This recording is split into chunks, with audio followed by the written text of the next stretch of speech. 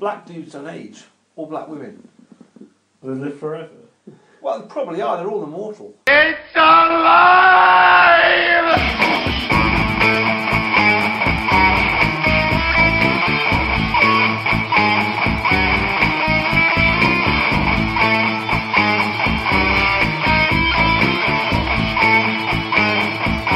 Let's show this prehistoric bitch how we do things downtown. Welcome back to Empire Geek. I'm here with Andy. How you doing, Andy? I'm good, thanks. How are you? I'm not too bad. And we're just going to play now for the listeners, or they're going to listen to the show that we recorded the other day. Oh, it's and a belter. It was a belter, wasn't it? So it's the second half of the show where we have Ultimo Geek. You fucking leave early, you shit house. Yeah. Before I get on with it, guess who messaged me on Facebook today? I've no idea. Do you remember Joe I used to work with? All right. Who you went out with a friend? Yeah. She was a bitch. Made you change your Facebook status to a relationship. I knew you'd bring this up, yeah. And you didn't want to, did you? No. Why did you not want to? Just because I'm reluctant to do stuff like that. Because, particularly on Facebook, because changing it to a relationship's great, but then if you split up, you then have to change it to single. The horror of having to go back to single. And you said to her you don't want to change it, and then she kept on at you, and eventually you changed your status to a relationship. And then how long after that was it that she finished with you? About a week. A week. The bitch. Well, anyway, she messaged me today, and she added me as a friend again. And Why? What does she want? Well, I said to her, I said, do I know you? Is that what you said? Yeah, we used to work together. I was like, I had a friend of us the same name, but said she was a bitch and she dropped me off Facebook for no reason whatsoever. She went, oh, I thought you booted me off Facebook. I was like, feck off. So in the end, she admitted, she said that she's been a douchebag. Now she needs some illustration work doing. She works for the fire service now. She's not a teacher? Nope. All right. Thanks. So you're doing some illustration for it? Yes. I presume. Oh yeah, there'll be money It's not involved, gonna obviously. see a lot. Yeah. Well, they got some third year graphic design student. As you know, Jamesy is a graphic designer, isn't he? And what's the one thing that all graphic designers have in common? Talentless shithouses, aren't they? They basically move other people's pictures around and then pretend to be artists. So so I'll be doing some work with them. Anyway, that's beyond the point. We're here to introduce the second show of the week. If you were going to sum it up without giving away the struggle between you and Raoul for Ultimo Geek, I'd just say it's almost like a Clash of the Titans, you know. Ali, Foreman, you know, Rumble in the Jungle, you know, Frasier, Ali again, you know, the Thriller of Manila. It's up there. But anyway, so that's something to look forward to. So enjoy the new episode, and we'll catch you next week, I imagine. Catch you on the flip. Yeah. Booyah. We're so street.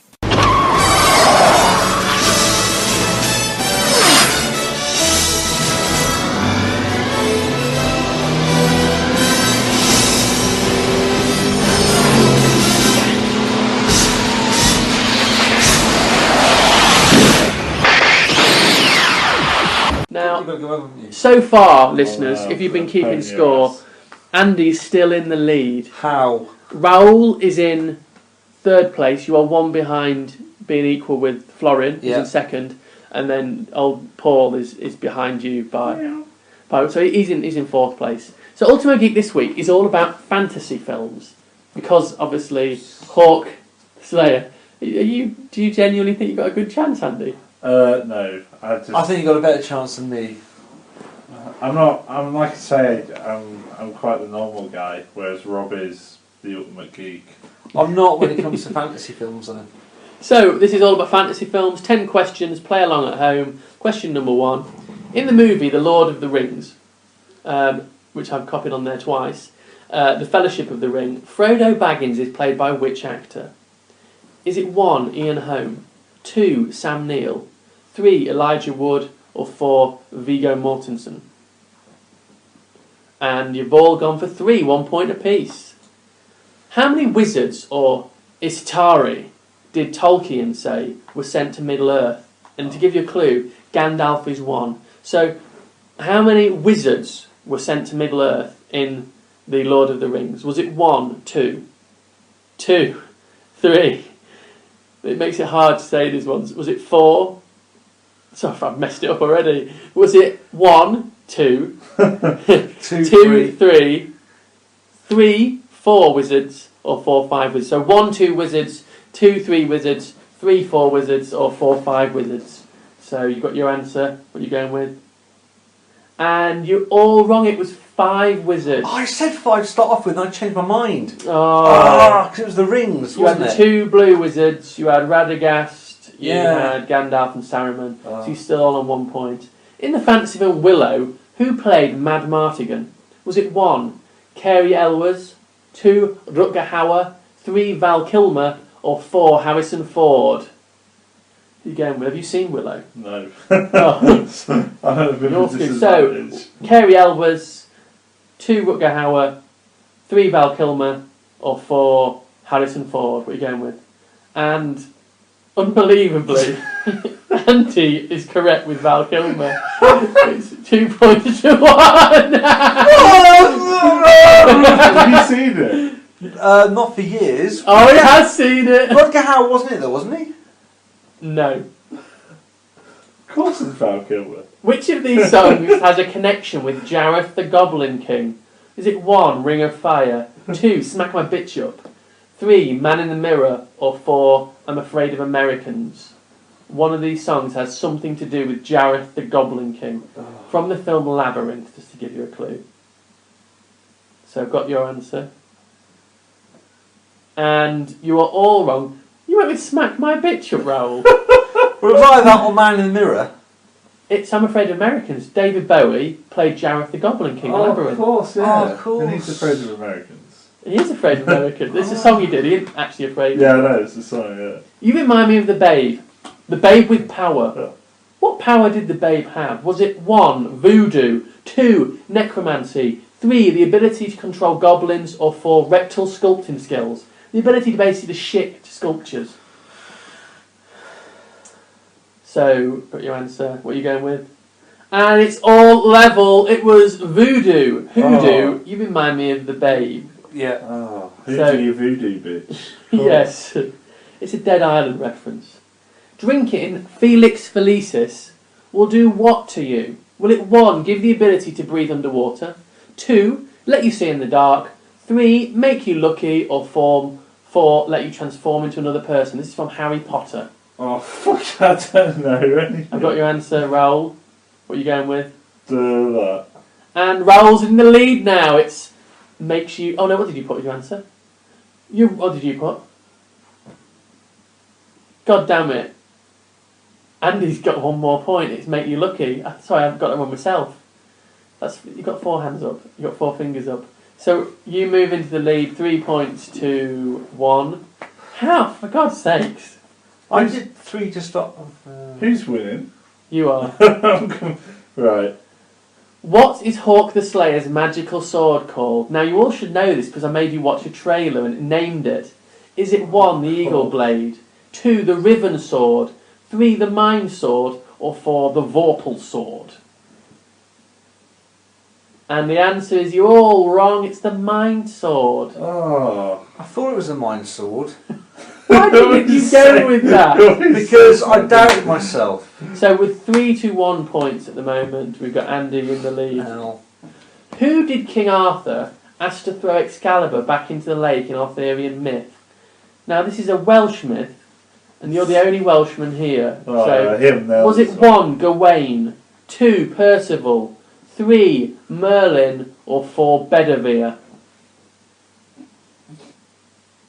How many fingers? Okay then, and the answer is... Andy's only gone and got himself another point. It was Bedivere who threw it back in. Bedivere? I thought it was Percival. Percival was the one who went after the Grail. And Oh, see. so, It doesn't 4 matter. points to 1. It doesn't matter anyway, because he's in first place, right? The other fellas are away, so they automatically forfeit. That's the rules. So You don't get a point though. The only winning gets you a point. only when he gets your Nothing, point. nothing changes. But he's really. got nowhere to go. He can't go like. He can move 1 point ahead though. He can't have The king stays the king. I can, but he can't. He can't like go like one more than first place. There's no like Premier League here. I know, but I mean, he will have now one more point than he did before, so catching will be harder. You need to win another game. Are you actually going to do points then? Yes. But when does that happen? That's always been the way. He knows this. You don't try and change the rules. Anyway, the next question is: Eddard Stark found his sister dying in which tower? 1. The Tower of Love. 2. The Tower of Joy. 3. The Tower of Hope. 4. Blackpool Tower. Of the ballrooms. Right, what are you going with? I'm going to go with what Rob needs. And you both went with Hope, and unfortunately it was the Tower of Joy. The Gunslinger series by Stephen King. This is the last question, so unfortunately, Raoul, you can't win.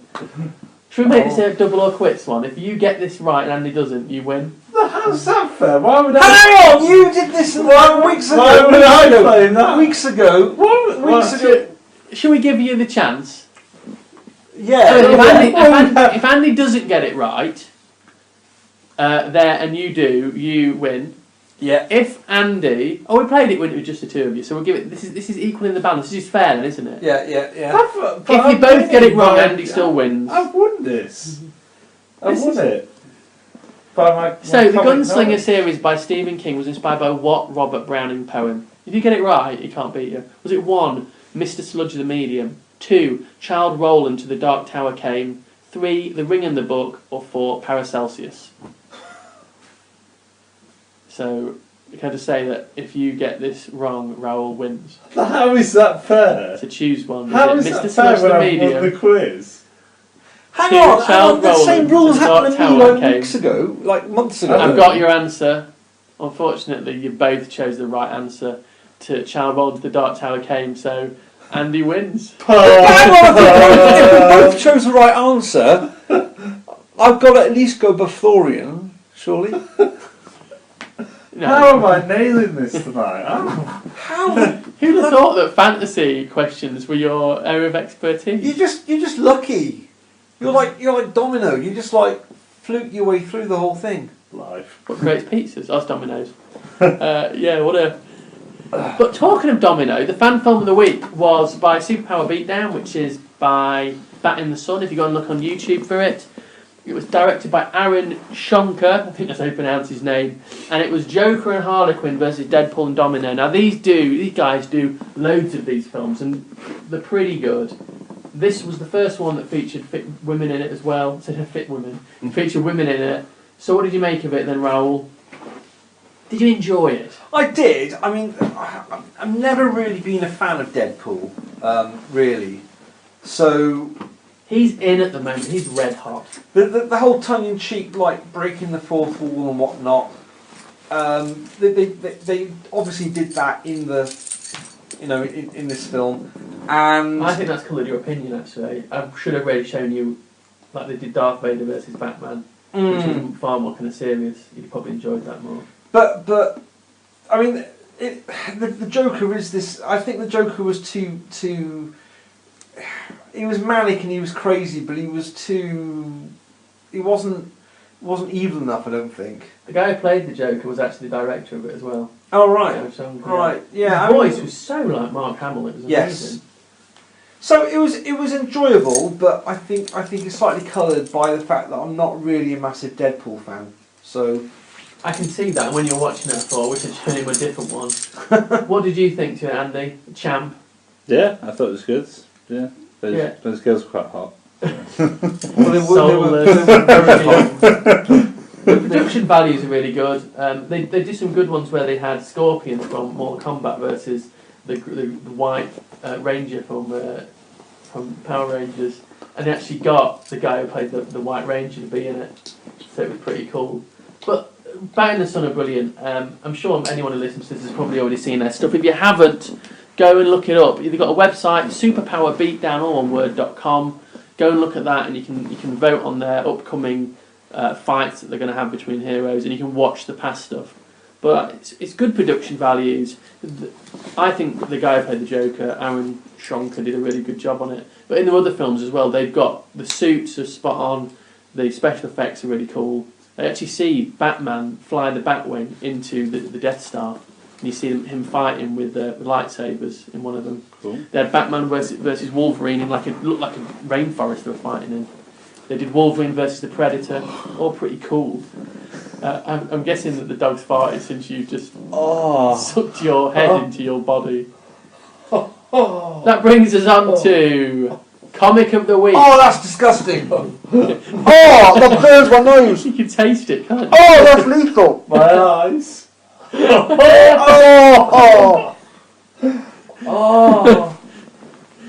Right, oh my god. Can you get a candle and burn it off at least? anyway, try and... I feel ill. I feel fucking... Oh. I'm not lighting a match in the room at the moment. I feel nauseous. That's all. So anyway, Comic of the Week. This is I really have to... a bike story. No, you're staying there. I've got it. No. No, put your bag down. So this is called a bike story. This is a little bit different from the normal Comics of the Week in that I found this on The Guardian. Now, The Guardian is running a competition at the moment where they want people who can tell stories, real world stories, who can illustrate them in like a comic strip and then send them in. They're not too bothered about the actual artistry of it, it's the narrative telling of the story. And to help kind of illustrate this competition they're running, they got the company Positive Negatives, which is always a website, to create a story called A Bike Story. And it's all about a young lady's life in Nigeria, and then she gets a job as a nanny in the UK, and then she only ends up being held prisoner by a trafficker and then sold for sex. She's taken in by some guy, and her whole life gets screwed up. And we looked at that, didn't we? It was illustrated by Gabby Froden, and if you actually go onto the Guardian website, you can find a little animation where they've actually just got the still images, someone speaking over it, and that was done by New Media Networks. What did you think of it, Raoul? I thought the concept was really interesting. The way they tackled very serious issues and illustrated them in a way that wasn't overly graphic or really like aimed to shock, but it did get the point across. And as a way of creating a dialogue and getting people talking about these issues and looking at these issues, I thought it was great. I didn't like all the artwork. I thought some of it was a bit wishy-washy, but by and large, I think the idea behind it, the concept of this, what was the thing called? The whole website called? Well, the people who made it for Negative, the Guardian were Positive Negatives. Yeah. So the idea behind Positive Negatives, I think, is spot on. And that website we should go see. But as for the actual comic itself that we saw, it was all right, but it didn't. So we like them because we've got arty backgrounds. We like stuff that looks good. That's stunning. That's the thing. Yeah, and really, it's the story. The images help. Kind of. Well, I think sometimes the fact they're not drawn amazingly polished kind of ties into it being a personal story. But it doesn't. It's not so bad much, drawings. Yeah, not bad drawings. It's not so much about it being amazingly polished, just whether or not there'd be a better style that would suit the thing. But as for the actual, positivenegatives.org? Yeah, that's the website. Yeah, that's the website. Everyone should just get over there and have a look, because the amount of stuff that they've created and the volume of material on there is definitely worth looking at. What so have a look at their website. Positive Negatives produce literary comics about contemporary social and human rights issues, and so they tell you about, for example, African nannies in the Middle East and stuff like that. They show you there's a story about this woman who goes over there and she's badly mistreated. So they use it as a tool to highlight the life of some people who have been taken advantage of. There's one about refugees in different countries, which they do as well. So I think it's a really good cause. And when I saw that, I liked that. I like graphical storytelling used for a purpose. So that is kind of my comic of the week. It's positivenegatives.org. But if you look on The Guardian as well at the moment, you'll find this A Bike Story, and you can see a little animated version of it, and it tells you the story of this young girl. It's kind of black and white line work with a bit of, it looks like a wash over it. Although they do use on the little film footage, they put some photos in the background. Yes. On one of them, when she's running, they've got like a street behind her. It's interesting stuff, which leads us on to the final part of the show. Okay, the Comic-Cons we're looking at.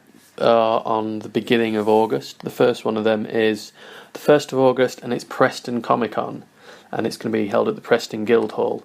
And it's going to be, from the looks of it, a pretty cool event. It's going to have a few stars from different TV shows. They're going to have Eugene Simon, who, if you watch Game of Thrones, you probably know as Lancel Lannister. He was the kind of long-haired, wimpy Lannister who was boning Cersei while Jaime was captured by the Starks. And then he went all mental and got that brand on his forehead and turned to the faith.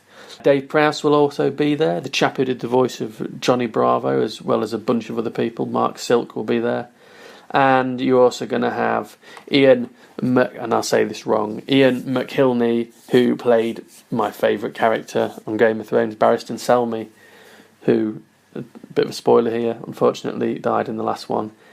And while he had a heroic death, Barristan, the Bold, would not have gone out like that. I don't think they should have had him die. Kenny Baker's going to be there, Sylvester McCoy, and a bunch of cool folks. Also at Preston Comic Con is going to be Andy Diggle, if you're into comic book stuff, and there's lots of other comic book creators, but if you're a big fan of 2000 AD, he used to be the editor of it, and he also worked on Hellblazer, Swamp Thing, and lots of other kind of DC comic books. So he's not the only one, there's a bunch of other folks, but so that's Preston Comic Con. It looks really interesting. And the second one we're going to look at is going to be called WasCon, and it's going to be on the 1st to the 2nd of August. And it looks really interesting because it's a first time con, and it's going to be held at Sheffield Student Union and the Octagon Centre.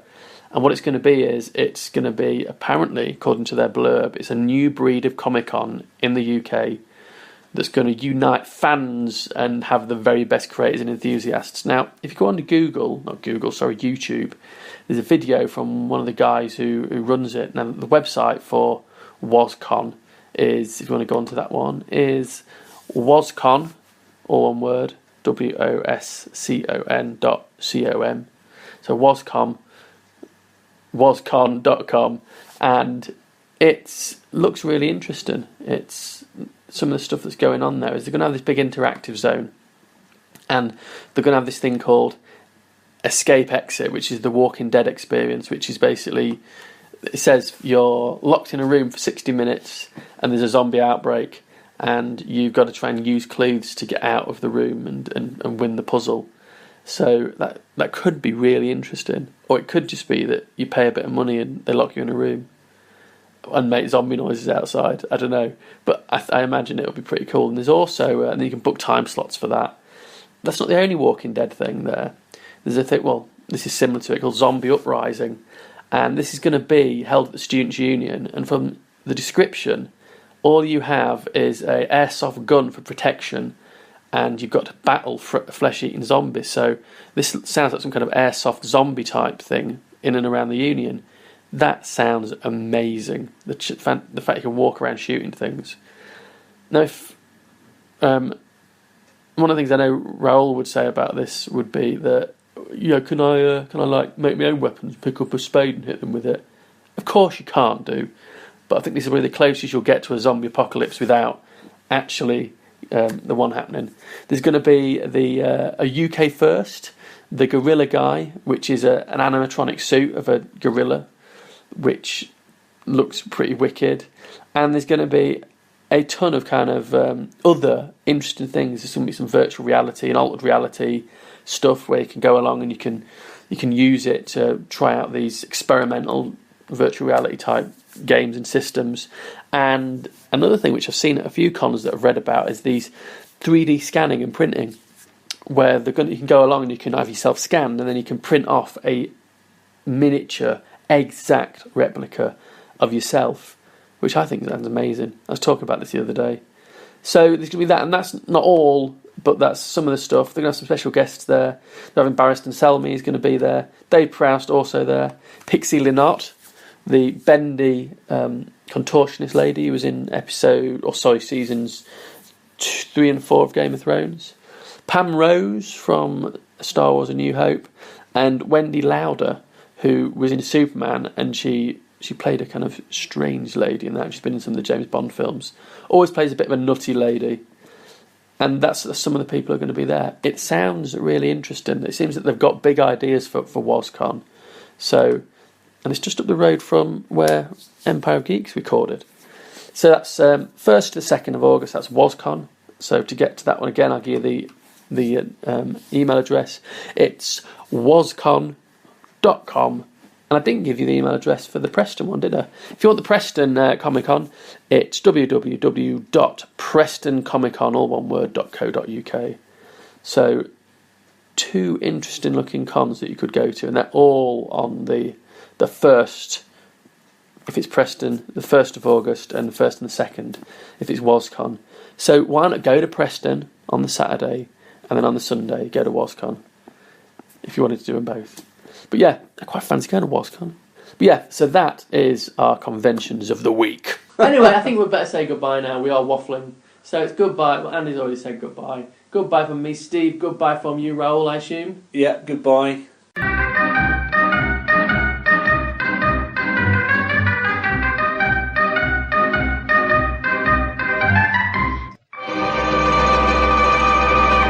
That was ghastly.